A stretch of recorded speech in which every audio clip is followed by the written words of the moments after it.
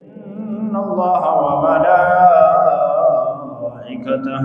يصلون على النبي يا أيها الذين آمنوا صلوا عليه وسلموا تسليما اللهم صل على سيدنا ومولانا محمد وعلى آل سيدنا ومولانا محمد وبارك وسلم سبحان ربك رب العزة عما يصفون وسلام على المرسلين والحمد لله رب العالمين.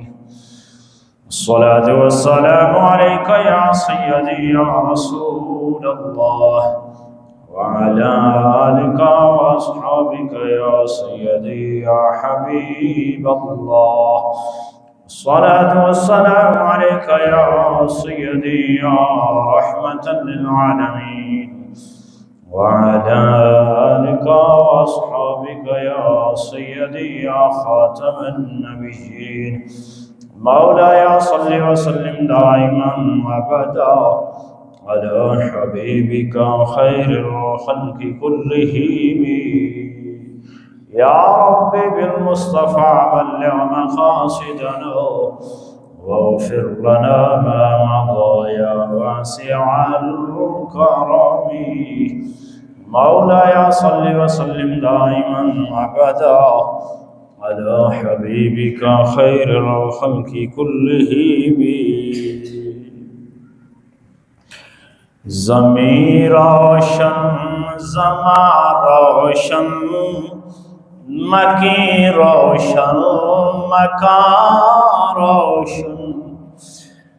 زمین روشن زمان روشن مکی روشن مکان روشن.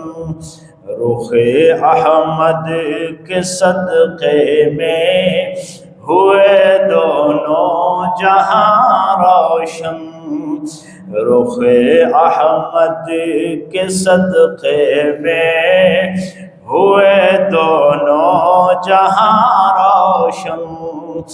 زمین روشن زمان روشن مکی روشن مکان روشن.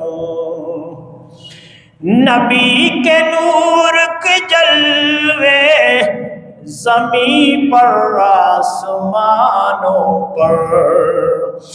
نبی کے نور کے جلوے زمین پر آسمانوں پر. اسی سے آفتاب و ماہ روشن کہکشاں روشن. اسی سے آفتاب و ماہ روشن کہکشاں روشن. زمین روشن زمان روشن مکی روشن مکان روشن.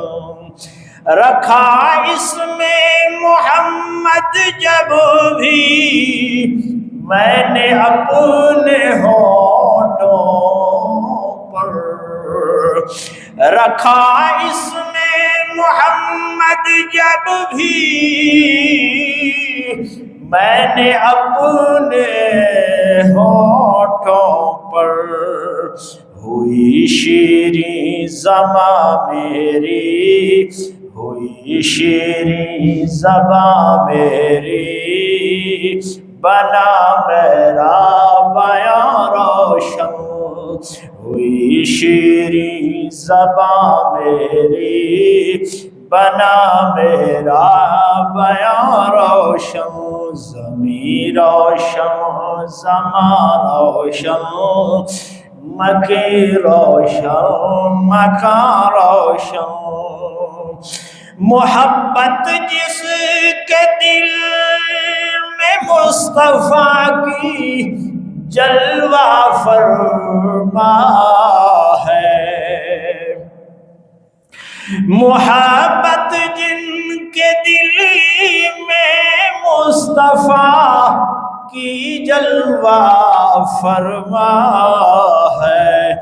رہیں گے حشر تک ان خوش نصیبوں کے نشان روشن رہیں گے حشر تک ان خوش نصیبوں کے نشان روشن زمین روشن زمان روشن مکی روشن مکان روشن رخ احمد کے صدقے میں ہوئے دونوں جہاں روشن سی معراج ایک راز محبتاں دا نہیں سی ہر ایک دی سمجھ وچ آن والا سدیا طالب تے مطلوب گیا تے جبریل سی لے کے جان والا بازے کہندے نے بنا دروازے دے کس طرح گیا عرشاں تے جان والا اے پر عقل نو اتھے کی اے پر عقل نو ابر کی دخل اتھے جانے جان والا تے لے جان والا اللہ رب العزت کی حمد و ثنا کے بعد حضور سرور عالم نور مجسم شاہ آدم و بنی آدم احمد مجتبی جناب محمد مصطفیٰ صلی اللہ علیہ وسلم کی بارگاہ اقدس کے اندر درود السلام کے نذرانے پیش کرنے کے بعد سامعین محترم آج میری تقریر کا موضوع ہے حضور صلی اللہ علیہ وسلم کو جو معراج ہوئی ہے وہ جسمانی معراج ہوئی ہے۔ سامعین محترم اہل سنت و جماعت کے عقیدے کے اندر چار چیزوں کا یاد رکھنا یہ ضروری ہے۔ پہلی بات یہ ہے کہ یہ جو واقعہ ہوا ہے یہ روحانی نہیں تھا بلکہ جسمانی تھا۔ دوسری بات یہ ہے کہ یہ واقعہ خواب کا نہیں بلکہ عالم بیداری کا واقعہ ہے۔ تیسری چیز کہ حضور سید عالم صلی اللہ علیہ وسلم صرف مسجد اقصی تک نہیں بلکہ سدرۃ المنتہا اور لامکان کی سیر کی۔ چوتھی چیز جو ہے وہ یہ ہے کہ حضور سید عالم صلی اللہ علیہ وسلم نے اپنی ما زاغ البصر کی آنکھوں سے اپنے رب کا دیدار کیا ہے۔ تو سامعین محترم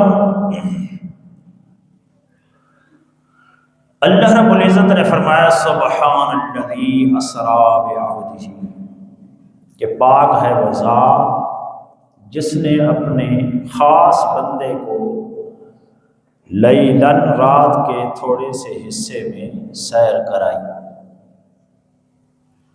مسجد اقصی سے مسجد حرام کی طرف۔ سامعین محترم مسجد حرام سے مسجد اقصی تک جو سیر ہے یہ قرآن کی نص قطعی سے ثابت ہے۔ اس کا انکار کرنا بندے کو دائرہ اسلام سے خارج کر دیتا ہے۔ اس کے بعد آگے جو سیر ہے سدرۃ المنتہا تک، اس کا ماننا یہ واجب ہے اور اس سے آگے جو ہے سیر وہ مستحب ہے۔ تو سامعین محترم اہل سنت و جماعت مسجد حرام سے مسجد اقصی سے سدرۃ المنتہا، سارے آسمانوں کی سیر اور پھر لامکانوں کی سیر، یہ اہل سنت و جماعت کا عقیدہ ہے اور الحمدللہ ہم اسی کے اوپر کاربند ہیں۔ اللہ رب العزت ہم سب کو اس کے اوپر کاربند رہنے کی توفیق عطا فرمائے۔ سامعین محترم اللہ رب العزت نے سب سے پہلے سبحان کا ذکر فرمایا کہ پاک ہے وہ ذات جس نے سیر کرائی، یعنی وہ ایسی پاک ذات ہے جو ہر عیب سے پاک ہے، ہر کمزوری سے ہر کوتاہی سے پاک ہے، لہذا وہ طاقت والی ذات جس نے یہ سیر کرائی ہے۔ اب جو رب کی جو سرکار کی معراج کا ذکر کرے گا انکار کرے گا وہ ایسے سمجھے کہ وہ رب کی قدرت کا انکار کر رہا ہے۔ تو سامعین محترم، اس لیے رب تعالی نے فرمایا سبحان الذی اسریٰ، اور معراج کیوں کرائی؟ تاکہ پتہ چل جائے کہ اللہ رب العزت کے کون کون سے بندے سرکار کی معراج کو ماننے والے ہیں اور کون سے انکار کرنے والے ہیں، کون سے عاشق ہیں اور کون سے منافق ہیں۔ سامعین محترم، جنہوں نے مانا اللہ رب العزت نے انہیں بھی بلندیاں عطا فرمائی، اور جنہوں نے انکار کیا وہ مرتد ہو گئے، اپنے ایمان سے بھی ہاتھ دھو بیٹھے۔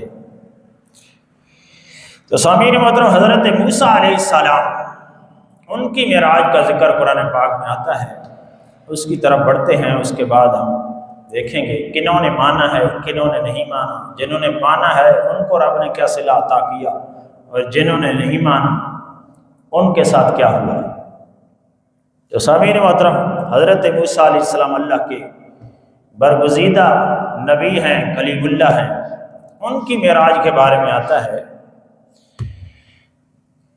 کہ اللہ رب العزت نے فرمایا وَلَمَّا جَاءَ مُوسَىٰ لِمِيقَاتِنَا وَكَلَّمَهُ رَبُّهُ، کہ جب موسیٰ علیہ السلام اپنے وعدے کے مطابق رب سے کلام کیا تو عرض کیا قال رب ارنی انظر الیک، یا اللہ میں آپ کی طرف، میں آپ کو دیکھنا چاہتا ہوں۔ تو رب تعالیٰ نے فرمایا لن ترانی، اے موسیٰ تو مجھے نہیں دیکھ سکتا، ولکن انظر الی الجبل فإن استقر مکانہ فسوف ترانی، تو ایک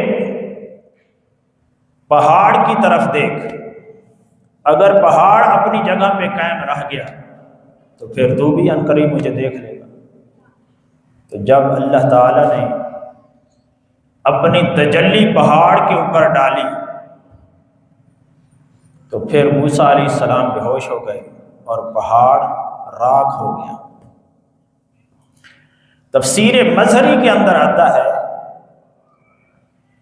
یہ جو تجلی اللہ رب العزت نے حضرت موسیٰ علیہ السلام کو دکھائی تھی، یہ سوئی کے ناکے کے کروڑویں حصے کے برابر تھی جو حضرت موسیٰ علیہ السلام نے دیکھی، اور یہ تجلی ذاتی نہیں تھی بلکہ صفاتی تھی۔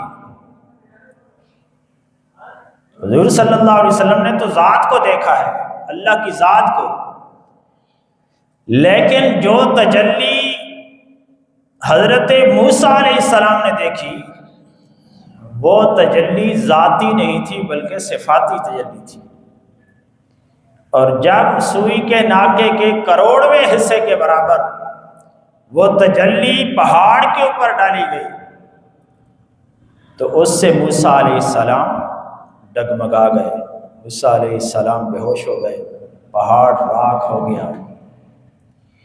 تو سامعین محترم، تفسیروں کے اندر آتا ہے کہ حضرت موسیٰ علیہ السلام نے سوئی کے ناکے کے کروڑویں حصے کے برابر اس تجلی کو دیکھا تو آپ کی نظر کا یہ عالم ہو گیا کہ 30 میل دور پہاڑ کے اوپر اندھیری رات کے اندر چونٹی کو دیکھ لیا کرتے تھے، اندھیری رات میں، اور 30 میل دور پہاڑ کے اوپر اس تجلی کی وجہ سے حضرت موسیٰ علیہ السلام کی نظر کا یہ عالم ہو گیا کہ 30 میل دور اندھیری رات کے اندر چونٹی کو دیکھ لیا کرتے تھے۔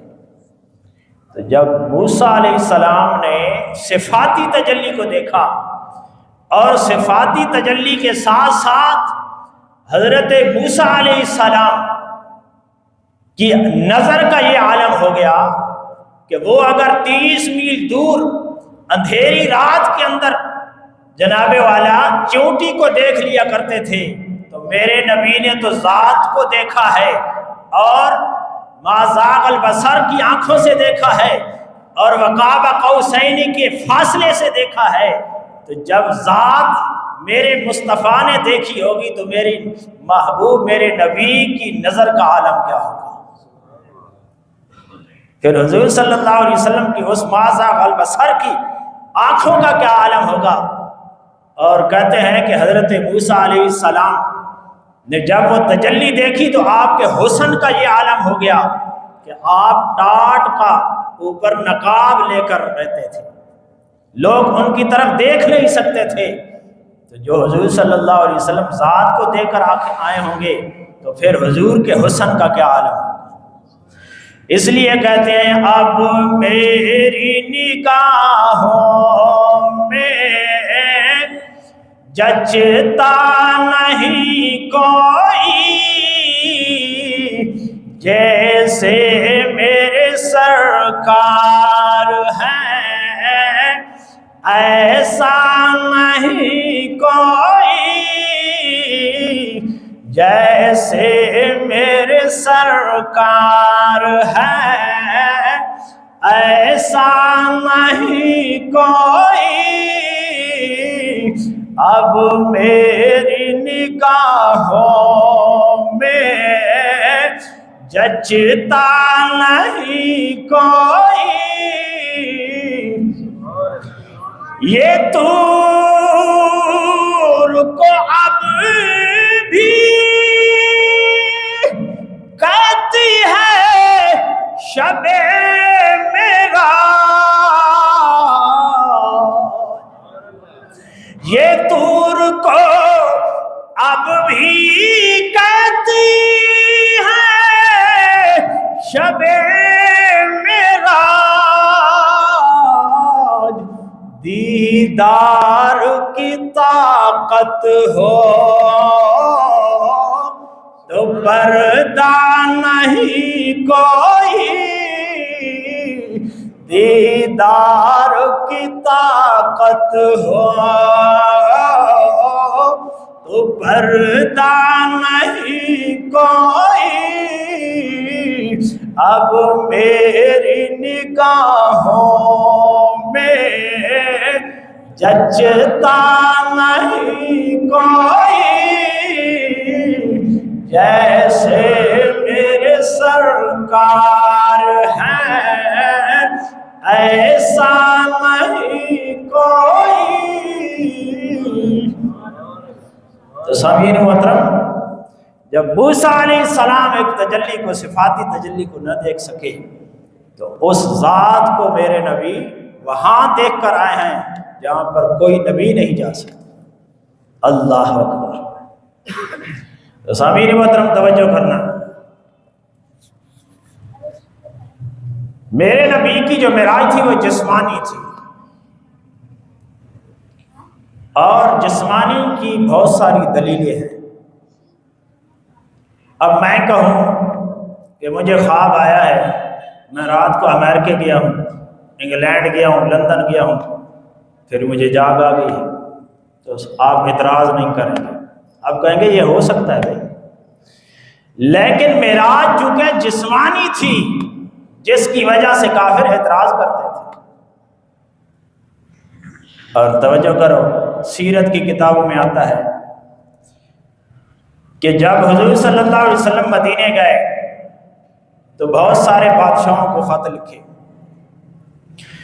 سامعین محترم ذرا توجہ کرنا، حضور سید عالم صلی اللہ علیہ وسلم مدینے گئے، مدینے کے اندر پہنچ کر بہت سارے بادشاہوں کو خط لکھا، اور ان خطوط کے اندر آپ نے ان کو دعوت اسلام دی، دعوت توحید دی۔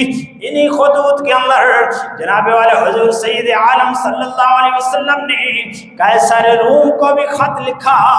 اس وقت جو روم کا بادشاہ تھا وہ ہرقل تھا۔ سامعین محترم، جب خط پہنچا حضرت دحیہ بن کلبی رضی اللہ تعالیٰ عنہ، ان کے ذریعے وہاں پہ خط پہنچا تو سامعین محترم اس بادشاہ نے بڑے ادب سے وہ خط کھولا، اور جناب والا خط کھول کر سامعین محترم انہوں نے پڑھا اور کہا کہ جناب والا انجیل لے کر آؤ۔ تو جناب والا جو وہاں پر پادری موجود تھی انہوں نے کہا جناب والا انجیل کو نہ کھولو ورنہ آپ کی حکومت جو ہے وہ ختم خطرے میں ہے۔ سامعین محترم انجیل کو بند کیا گیا۔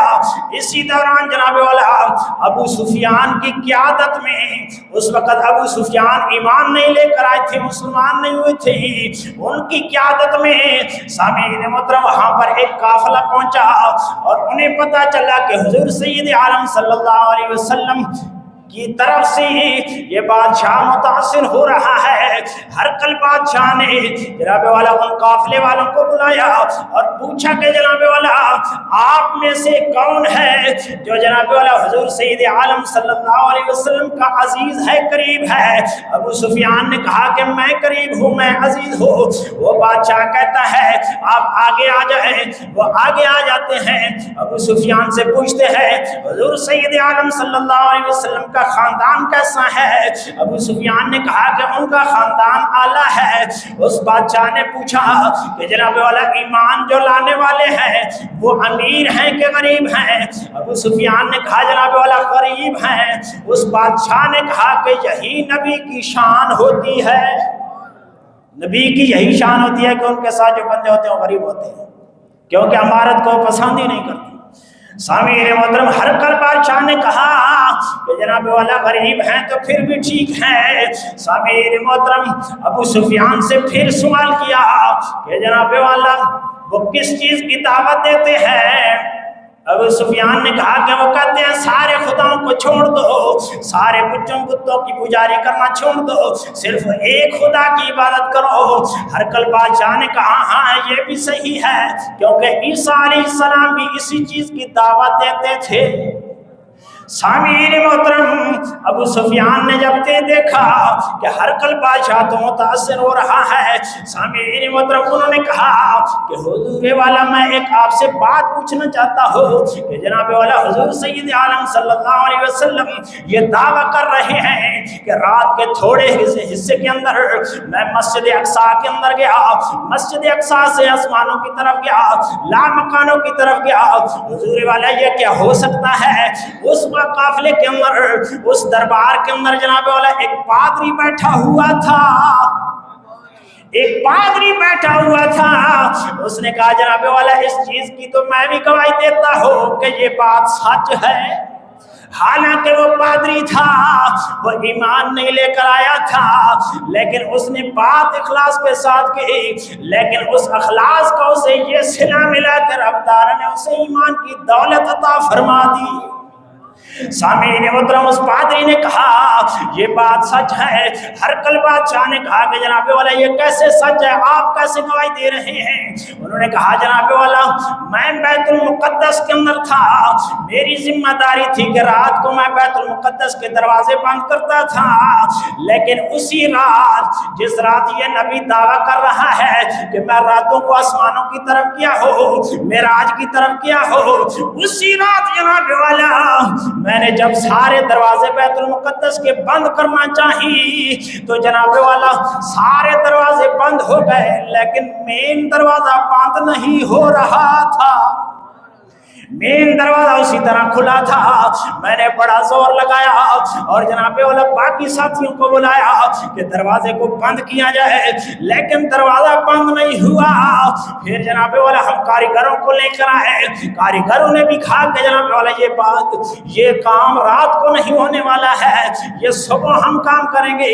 وہ کاریگر بھی چلے گئے، میں اس دروازے کے پاس جناب والا سو گیا۔ جب جناب والا صبح اٹھا تو وہ دروازہ بالکل ٹھیک تھا اور بند بھی ہونے والا تھا۔ جب میں نے اسے بند کر دیا تو وہ آرام سے بند ہو گیا۔ پہلی نشانی تو یہ ہے، اور دوسری نشانی یہ ہے کہ جناب والا بیت المقدس کے باہر ایک چٹان موجود ہے، اس کے اندر مختلف قسم کے سوراخ ہیں۔ جو بھی نبی بیت المقدس کے اندر آتا ہے اپنی سواری اس چٹان کے ساتھ باندھ کر آتا ہے، اور اس رات جب حضور سید عالم صلی اللہ علیہ وسلم کو معراج ہوئی تو آپ نے سواری وہاں پہ باندھی، اور میں نے دیکھا کہ اس چٹان کے اندر ایک نیا سوراخ موجود تھا۔ تو سامعین محترم ہرقل بادشاہ نے جب یہ گواہی سنی تو اس نے کہا میں بھی یہی کہتا تھا کہ یہ نبی سچ ہے، اور جناب والا دربار کے اندر شور برپا ہو گیا کہ بادشاہ نے اسلام قبول کر لیا ہے اور نبی کی معراج کی تصدیق فرما لی ہے۔ سامعین محترم یہ وہ لوگ ہیں جن کے پاس ایمان کی دولت نہیں تھے، اور جناب والا معراج کے واقعہ کو سن کر ان کو رب تعالیٰ نے ایمان کی دولت عطا فرما دے۔ اور صدیق اکبر کا یہ مقام ہے، جب صبح ہوئے تو جناب والا کفار نے کہا تیری یار نے یہ دعویٰ کیا ہے، کیا تو اس کے اوپر ایمان لاتا ہے کہ نہیں؟ صدیق اکبر نے کہا اگر یہ میرے نبی نے کہا ہے، یہ محمد رسول اللہ نے کہا ہے، تو میں آنکھیں بند کر کے اس کی تصدیق کرتا ہوں۔ سامعین محترم جن لوگوں کو ایمان کی دولت نصیب نہیں ہوئی وہ کون لوگ تھے؟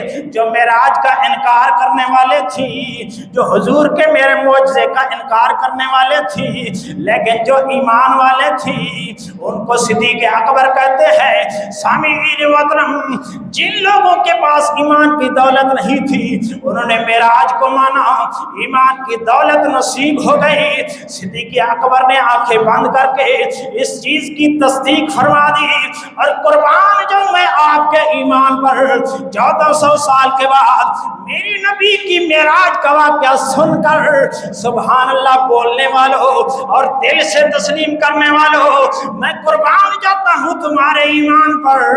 کیوں جاؤں کیوں نہ جاؤں؟ کیونکہ ہمارا ایمان جو ہے وہ عام ایمان نہیں ہے، ہمارا ایمان بھی ہے تو صدیقوں والا ایمان ہے۔ اس چیز کو وہی مانے گا جو صدیقی ہوگا، اس چیز کو وہی مانے گا جو فاروقی ہوگا، جو جناب والا عثمانی ہوگا، جو حیدری ہوگا، جو بلالی ہوگا، جو چشتی ہوگا، جو جناب والا سہروردی ہوگا، جو نقشبندی ہوگا، جو قادری ہوگا، وہ دل و جان سے یہ چیز مان لے گا کہ میری نبی صرف مسجد اقصی تک نہیں بلکہ آسمانوں پہ بھی گئے ہیں، سدرۃ المنتہا پہ گئے ہیں، اور جناب والا مکانوں پہ بھی ہیں، اور اس امت کے لیے دعائیں کرتے رہے ہیں، روتے رہے ہیں۔ سامعین محترم جب معراج ہوئی میرے نبی کی تو جناب والا میرے نبی نے عرض کیا یا اللہ مجھے تو معراج ہو گئی ہے لیکن میری امت کا کیا بنے گا؟ رب تعالی نے فرمایا اے محبوب میں آپ کو 50 نمازیں دے رہا ہوں، جو بھی دل کے ساتھ نماز پڑھے گا اسے بھی معراج نصیب ہو جائے گی، اسے بھی معراج ہو جائے گی۔ اور نماز مومن کے لیے معراج، نماز مومن کے لیے معراج ہے، اور بڑے بڑے لوگوں نے معراج کی ہے۔ حضرت علی رضی اللہ تعالیٰ عنہ فرماتے ہیں اس وقت تک میں سجدے سے سر اٹھاتا ہی نہیں ہوں جب تک رب کو دیکھ نہیں لیتا۔ حضرت خواجہ قمر الدین سیالوی صاحب رحمۃ اللہ علیہ آپ فرماتے ہیں میں اس وقت تک نیت کرتا ہی نہیں ہوں جب تک سامنے میرے کعبہ شریف نہیں ہوتا۔ یہ ان لوگوں کی نماز ہے جن کے جناب والا نماز جناب والا مومن کی معراج ہے، ان کے اوپر ثابت ہو رہی ہے۔ اور جو بھی آج مومن معراج کے اوپر ایمان لا کر اور جناب والا اس کو تسلیم کر کے ایسے نماز پڑھتا ہے تو جناب والا اسے بھی معراج نصیب ہو جاتی ہے۔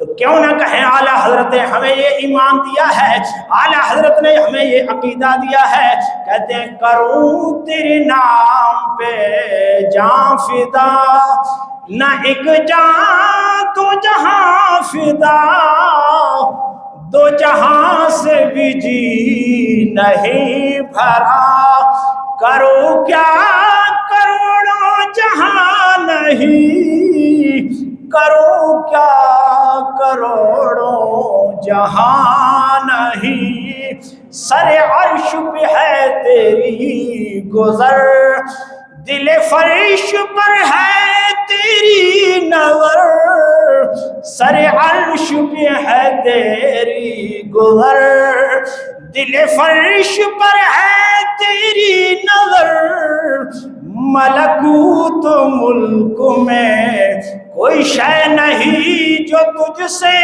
عیاں نہیں۔ قرب موسیٰ اور ہے، قرب محمد اور ہے، طور سینہ اور ہے، عرش معلیٰ اور ہے، طور اور معراج کے قصہ سے ہوتا ہے عیاں کہ اپنا جانا اور ہے، ان کا بلانا اور ہے۔